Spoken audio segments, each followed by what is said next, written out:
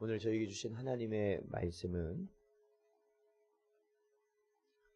요한계시록 1장 17절 18절 말씀입니다. 신약성경 요한계시록 1장 17절 18절 말씀입니다. 다 찾으셨으면 저희 함께 봉독하겠습니다. 내가 볼 때에 그의 발 앞에 엎드러져 죽은 자같이 되매 그가 오른손을 내게 얹고 이르시되 두려워하지 말라. 나는 처음이요 마지막이니 곧 살아있는 자라. 내가 전에 죽었노라. 볼지어다 이제 세세토록 살아있어 사망과 음부의 열쇠를 가졌노니. 아멘. 기도하겠습니다. 하나님 아버지 감사합니다. 오늘도 저희들을 불쌍히 여기셔서 주 앞에 나오게 하시고 주를 향하여서 예배할 수 있도록 인도하여 주신 은혜 감사합니다. 오늘도 이 기도의 시간 주의 말씀을 저희 마음에 깊이 새기게 하여 주시옵시고 또한 저희들이 그 말씀을 붙들고 아버지 하나님 부르짖어 기도할 때에 주의 나라를 고대하고 소망하며 나아갈 때에 하늘의 큰 능력의 역사가 우리 안에 이루어질 줄로 믿습니다. 아버지 하나님 이 시간에도 저희들의 심령 가운데 말씀하시고 오직 주의 길을 갈 수 있는 저희들 되게 하여 주시길 간절히 바라오며 예수님의 이름으로 간절히 기도하옵나이다. 아멘. 사랑하는 성도 여러분, 오늘도 주시는 말씀 가운데 우리가 참으로 성도의 복된 길이 무엇인지를 깨닫는 여러분 되시길 간절히 바라고 또한 이 마지막 때에 오로지 말씀과 기도로 우리가 살아갈 수밖에 없음을 기억하며 나아가시는 여러분 되시기를 주님의 이름으로 축원드립니다. 오늘 본문 말씀 보면 계속해서 사도 요한이 자신을 환상 가운데 찾아오신 주님의 모습을 그는 기록하고 있습니다. 오늘 말씀을 보면요, 요한이 환상 중에 자신에게 나타나신 주님의 현현, 바로 그는 엎드려질 수밖에 없었습니다. 오늘 본문 말씀 17절에 보니까 내가 볼 때에 그의 발 앞에 엎드려져 죽은 자같이 되었다라고 고백하고 있습니다. 사랑하는 성도 여러분, 진정으로 하나님을 만난 자는 누구이겠습니까? 그것은 자신이 죄인됨을 온전히 깨닫는 자입니다. 자신이 이 하나님 앞에서나 이 세상 그 누구 앞에서도 당당할 수 없는 자임을 깨닫는 것입니다. 서 있을 수 없는 자임을 깨닫는 것입니다. 그러므로 성경에서 하나님을 만난 자들은 다 이와 같이 죽은 자와 같이 엎어졌습니다. 그것은 내가 아무리 하나님의 백성이라 한들 하나님 앞에서는 한낱 은혜가 아니면, 하나님의 은혜가 아니면, 한순간도 그 은혜가 아니면 살 수 없는 죄인 중에 죄인이기 때문에 그렇지. 그것을 깨닫게 돼. 하나님을 만났다는 것은 내가 죄인임을 깨닫게 되는 것이, 교만하고 자만하고 이 땅 가운데 속하여 있으면서 짝하여 있으면서 살아가던 나의 모습을 발견하는 것이, 그래서 주님 앞에 엎드려질 수밖에 없다라는 것이. 누가복음 5장 8절 말씀 보면 시몬 베드로가 이를 보고 예수의 무릎 아래에 엎드려 이르되 주여 나를 떠나소서 나는 죄인이로소이다 고백하였어요. 사랑하는 성도 여러분, 이것이 저와 여러분의 고백이 되어야 될 줄로 믿습니다. 이것이 바로 하나님을 진정으로 만난 자입니다. 이것이 바로 하나님 앞에서 내가 죄인임을 깨달은 자입니다. 아무리 내가 죄인이라고 아버지 내가 아무리 죄인이라고 여러분 내 속으로 말해 보십시오. 그렇다고 죄인이 되는 것이 아니에요.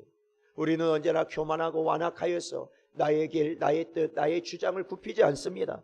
내 뜻대로 되길 원하고 내 아집대로 되길 원하고 내가 보기 좋은 대로 되길 원하는 것이 인생이라는 것이. 그러나 하나님 앞에 세워진 자는 어떻습니까? 하나님 앞에 세워진 자는 어떻습니까? 자신의 죄를 고백하고 엎어지는 것이 하나님 앞에 죄인임을 깨달은 자라는 겁니다. 그러나 여러분, 우리는 너무 하나님 앞에서 너무 당당하게 살아가는 거 아닙니까? 정녕 우리는 주님의 말씀 앞에 나의 죄성을 발견하고 날마다 무너져야 함에도 불구하고, 날마다 새로워져야 함에도 불구하고, 날마다 회개하ям에도 불구하고, 날마다 부러지져야 함에도 불구하고, 우리는 너무나도 당당하게 아무렇지 않게 살아가면서도 우리가 하나님의 백성이라 하며 목을 꼿꼿이 하고 있는 것은 아닙니다. 사랑하는 성도 여러분, 언제나 여러분에게 주님 앞에 엎드려지는 은혜가 있으시기를 간절히 축원합니다. 이렇게 주님 앞에 두려워하며 엎드려지며 바라볼 수조차 없이 땅바닥에 얼굴을 대며 벌벌 떨며 나온 자에게 주님은 말씀하시죠. 오늘 본문 말씀 보면 이렇게 말씀하십니다. 그가 오른손을 내게 얹고 이르시되 두려워하지 말라. 주님께서는, 생전에 주님께서는 자신의 제자들, 베드로나 제자들에게 하셨던 거죠. 하나님께서 자신의 앞에 죄인됨을 깨닫고 벌벌 떨고 있는 자신의 백성들을 향하여 말씀하신 것처럼 두려워하지 말라 말씀하십니다. 두려워하지 말라. 그리고 자신이 처음이요 마지막이심을, 곧 알파와 오메가이신 분, 유일하신 참 하나님이심을 주님께서는 요한에게 선포하고 계시는 것이죠. 그렇습니다. 주님은 이 땅에 의인을 부르러 오신 것이 아닙니다. 그렇다면 주님은 누구를 부르러 오신 것입니까? 자신이 죄인임을 깨닫고 주님께 나아오는 자를 주님은 이 시간 부르러 오신 것이, 죄인을 부르러 오셨다. 사랑하는 성도 여러분, 계속해서 오늘 말씀 보십시오.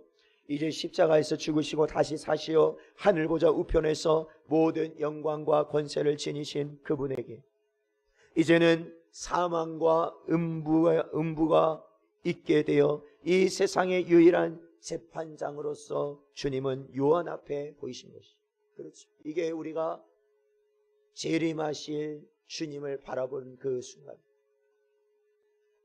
모든 영광과 권세, 하나님으로서 모든 영광과 권세를 지니심과 동시에 사망과 음부의 권세까지도 함께 하시며 이제는 그 마지막 때에 이 우주 만물의 모든 자들, 모든 피조물을 심판하러 오시는 그 주님이 바로 요한 앞에 나타나신 주님이셨습니다. 디모데후서 4장 8절 보면 이제 후로는 나를 위하여 의의 면류관이 예비되었으므로 주 곧 의로우신 재판장이 그날에 내게 주실 것이며 내게만 아니라 주의 나타나심을 사모하는 모든 자에게도니라. 아멘. 그렇습니다. 사랑하는 성도, 참된 재판장이신, 의로우신 재판장이신 예수께서 이 땅에 오시는 그날, 우리는 하나님의 말씀대로 살아가며 정말로 주님의 오심을 사모하며 살아갈 때 의로운 면류관, 하늘의 면류관, 신령한 면류관을 우리가 얻게 될 것입니다. 사도 바울이 그 면류관을 사모하며 나아갔던 것처럼 저와 여러분 역시도 그 면류관을 사모하며 나아가는 것입니다. 그러므로 이 땅의 마지막 때 우리가 재판장이신 예수 앞에 나아갈 때 우리는 그 날을 두려움과 공포와 좌절의 날로 삼는 것이 아니라, 멸망의 날이 되는 것이 아니라 오히려 우리는 그 날이 기쁨과 환희와 승리의 날이 될 것이다.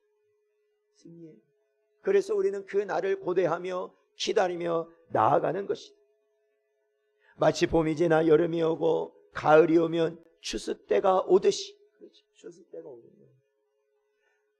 누군가는 그 추수할 때 그 열매를 거두는, 즉 그 벼를 베어지는 그 추수의 모습을 바라보며 마지막 때를 공포스러워하며 살아가는 자가 있겠지만 오히려 그 추수의 열매를 바라보며 주인에게 바칠 그 추수의 열매를 바라보며 기쁨으로 그날을 맞이할 자들도 있다라는 거예요.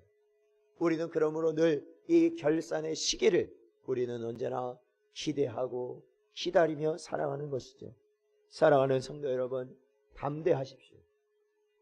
오로지 우리 아버지 하나님을 바라보고 말씀과 기도로 늘 승리하는 여러분 되시기를 주의 이름으로 축원드립니다.